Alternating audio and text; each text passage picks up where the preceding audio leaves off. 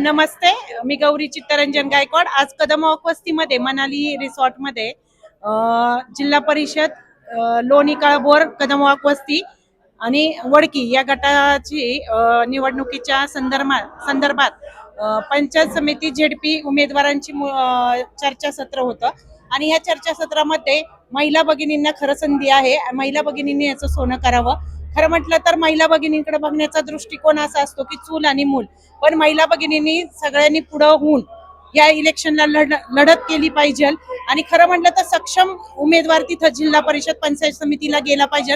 कारण कदम वस्ती असो लोणी काळभोर असो ग्रामपंचायतीच्या माध्यमातून खूप मोठा विकास होत असतो। ह्याला जिल्हा परिषद, आमदार निधी, खासदार निधी या सर्वांची गरज असते।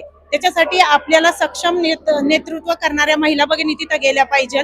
आज ज्या महिलांना गावातनं संधी मिळेल त्यांनी त्यांचं सोनं करावं, लोकांपर्यंत प्रचाराद्वारे आपली विजन पोहोचवलं पाहिजे आणि महिला भगिनीचा सगळ्यात महत्वाचा विषय सुरक्षितता आहे, तर त्याच्याही बद्दल काम केलं पाहिजे अशी मी महिला भगिनींना विनंती करते आणि आपण सर्वांनी आपल्या संधीचं सोनं करावं।